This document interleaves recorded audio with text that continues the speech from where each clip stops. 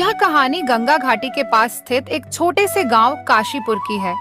इस गांव में केशव नाम का एक किसान अपनी पत्नी सुनीता और 10 वर्षीय बेटी रिया के साथ रहता था। कुछ समय पहले केशव का बड़ा भाई राघव सरकारी नौकरी लगने के बाद गांव छोड़कर शहर के पास वाले एक गांव मणिपुर में चला गया था। केशव गांव के धनीराम सेठ के खेतों में मजदूरी करता था।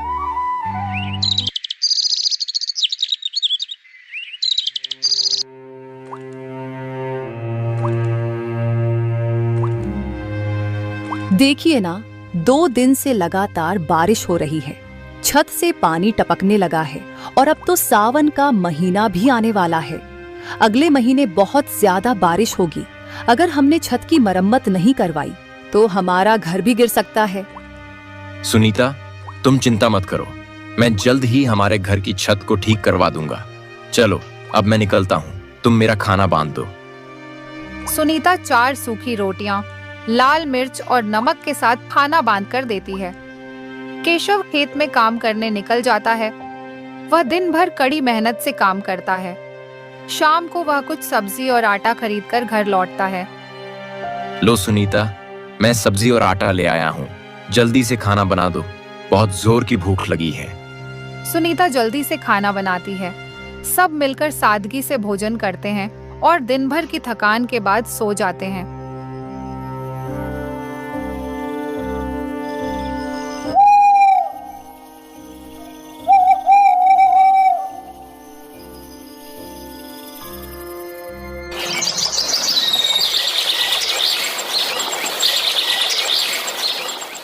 अगले दिन केशव रोज की तरह खेत में काम पर निकल जाता है। सभी मजदूर खेत में काम कर रहे होते हैं। तभी वहाँ पर धनीराम सेठ आता है और कहता है, अरे जल्दी जल्दी हाथ चलाओ कि तुम सबके हाथा में मेहंदी लगी सही।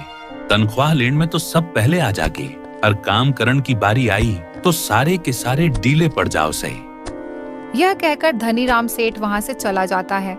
सभी मजदूर सुबह से शाम तक मेहनत करते हैं। शाम होते ही सब अपने अपने घर की ओर लौटने लगते हैं। केशव भी घर की ओर ही जा रहा होता है। तभी अचानक काले बादल छा जाते हैं और जोरदार बारिश शुरू हो जाती है। उसे रास्ते में एक पेड़ दिखाई देता है। वह उसके नीचे खड़ा हो जाता है।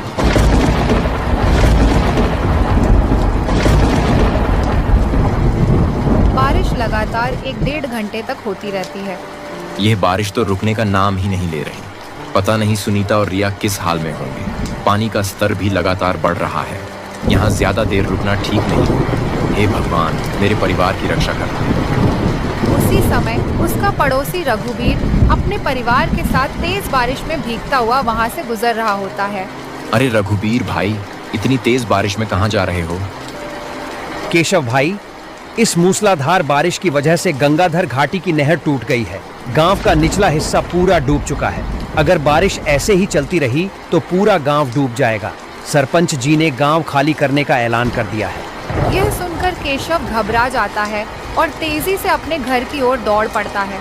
जैसे ही वह घर पहुंचता है, देखता है कि उसका मिट्टी का घर पूरी तरह ढह चुका होता है। लेकिन जब उसने अपनी पत्नी सुनीता और बेटी रिया को सही सलामत देखा तो उसकी जान में जान आई। हे भगवान, लाख लाख शुक्र है कि तुम दोनों ठीक हो।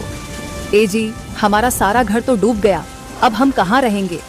भाग्यवान, मैं घर को फिर से बना लूंगा। लेकिन अगर आज तुम दोनों को खो देता तो सारी जिंदगी खुद को माफ नहीं कर पाता। चलो अब यहाँ से निकलते हैं। यहाँ ज्यादा देर रुकना ठीक नहीं है।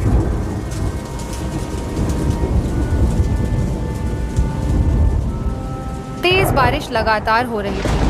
पानी का स्तर बढ़ता ही जा रहा था। पानी उनकी कमर के ऊपर तक पहुंच चुका था। यह बारिश तो रुकने का नाम ही नहीं ले रही। पानी का स्तर भी लगातार बढ़ रहा है। उसे पास ही एक पेड़ दिखाई देता है। वह अपने परिवार को लेकर पेड़ के नीचे खड़ा हो जाता है। गांव के लोग अपनी बैलगाड़ियों, घरेलू सामान और बच्चों को लेकर गांव छोड़ रहे होते हैं। केशव कुछ देर वहीं रुका रहा, लेकिन बारिश रुकने की बजाय और तेज होती गई। पापा, मुझे बहुत ठंड लग रही है। केशव अपनी बेटी और पत्नी की हालत देखता है, लेकिन कुछ कर नहीं पाता। उसे अपनी गरीबी और लाचारी का गहरा एहसास होता है। सुनीता, बारिश लगातार बढ़ती जा रही है। हमारा यहाँ पर ज्यादा देर तक रुकना सही नहीं है। चलो यहाँ से चलते हैं। वह अपनी बेटी को कंधे पर बैठाकर आगे बढ़ने लगता है। बहुत मुश्किलों के बाद वे किसी तरह गांव से बाहर निकल पाते हैं। ए जी, हमारा सारा घर तो डूब गया, अब हम कहाँ रहेंगे? सिर्फ हमारा ही नहीं सुनीता, पूरे गांव वालों का घर डूब गया है। लेकिन तुम चिंता मत करो, हम मेरे बड़े भाई माधव के पास जा रहे हैं। वो हमें जरूर रहने की जगह देगा। वे एक दिन और एक रात लगातार चलते हैं। आखिरकार वे मणिपुर नामक गांव में पहुंचते हैं, जहां केशव का भाई माधव रहता था। गांव में प्रवेश करते समय एक बुजुर्ग व्यक्ति उन्हें आवाज लगाता है। अरे बेटा, बहुत थके हुए लग रहे हो, कहाँ से आए हो? काका, हम काशीपुर गांव से आए हैं। ओह बेटा, काशीपुर में तो बहुत बुरी बाढ़ आई थी, तुम सब ठीक तो हो ना? हाँ काका, भगवान की कृपा से हम सब ठीक हैं। काका, आप माधव भैया को जानते हैं क्या? वही जो सरकारी नौकरी में है। जिसकी सरकारी नौकरी लगी थी? जी काका, वही। वे मेरे बड़े भाई हैं। अच्छा बेटा, तुम सीधे जाओ, आगे सोहनलाल सेठ की कोठी आएगी, उसके सामने वाली गली में माधव का घर है। केशव अपने परिवार के साथ माधव के घर की ओर जाता है।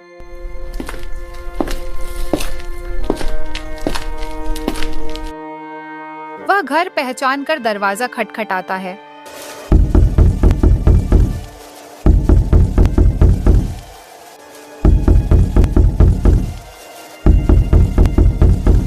अरे, इतने सवेरे सवेरे कौन आ गया?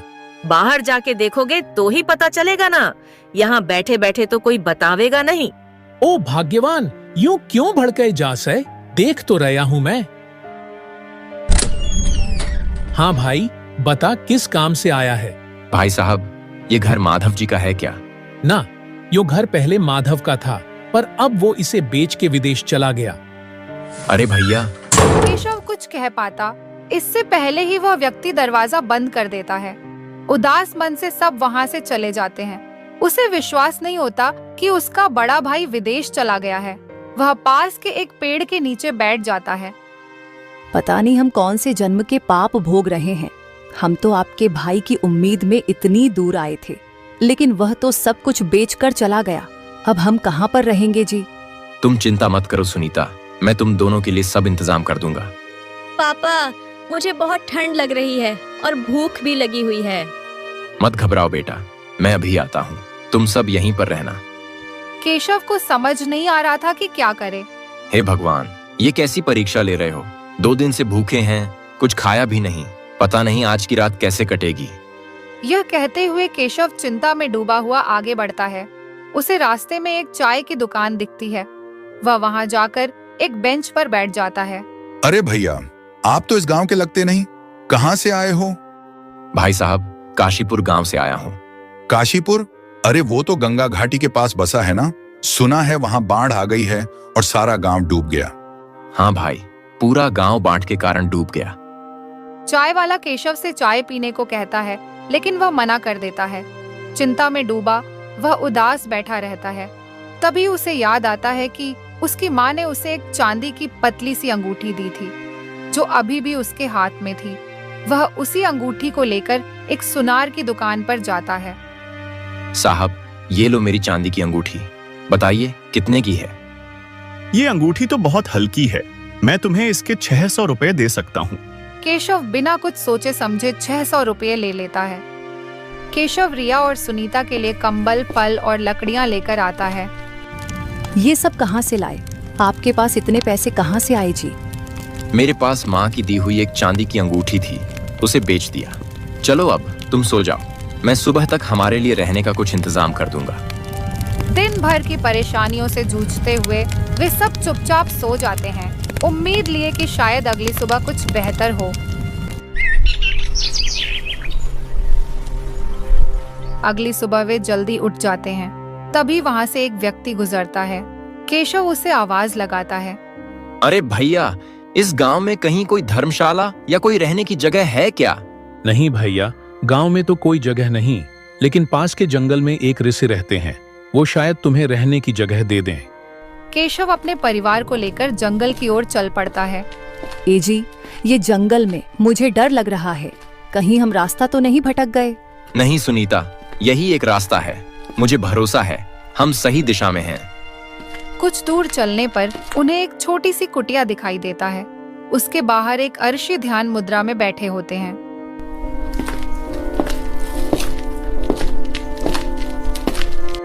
प्रणाम बाबा, हम लोग बाढ़ में सब कुछ खो बैठे हैं। हमारे पास रहने को भी कुछ नहीं है। केशव ऋषि को अपनी पूरी आपबीती सुनाता है।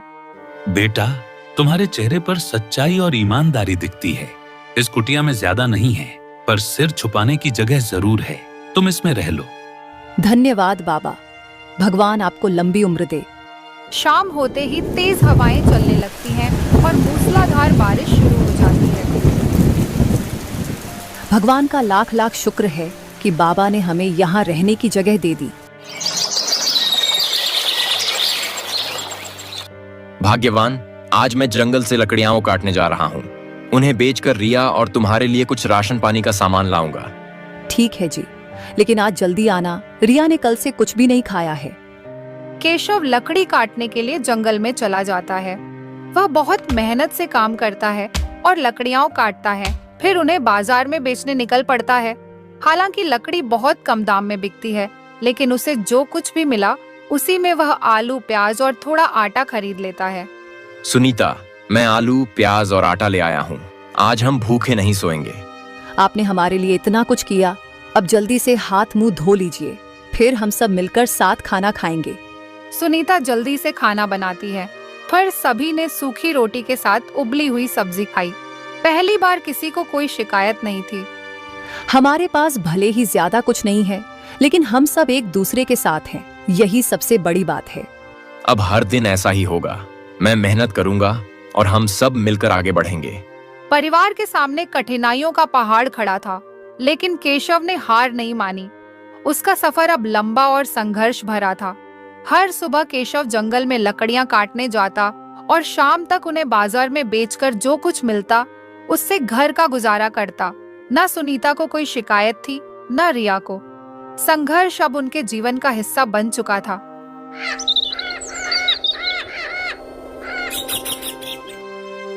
सुनीता, बस कुछ दिनों की बात है। मैं एक छोटा सा व्यापार शुरू करूंगा और जल्द ही अपना खुद का घर भी ले लूंगा। केशव लगातार 3 महीनों तक रोजाना लकड़ियां काटता है और उन्हें बाजार में बेचता है। वह पूरे श्रद्धा और ईमानदारी से काम करता है। जो भी कमाई होती उसका आधा हिस्सा वह सुनीता को दे देता, ताकि घर का खर्च और बेटी की जरूरतें पूरी हो सकें। धीरे धीरे उसकी मेहनत रंग लाती है। केशव अपनी बचत से एक चाय की छोटी सी दुकान शुरू करता है। उसकी मेहनत और ईमानदारी की वजह से दुकान बहुत अच्छी चलने लगती है। कुछ ही महीनों में केशव अपनी मेहनत की कमाई से एक छोटा सा घर भी खरीद लेता है। अब उसे बारिश, सर्दी और तूफान का डर नहीं सताता। अब उनका परिवार खुशहाल है। जिस दिन हिम्मत टूट जाती है उसी दिन किस्मत भी साथ छोड़ देती है, लेकिन अगर हिम्मत बनी रहे तो मेहनत का फल जरूर मिलता है।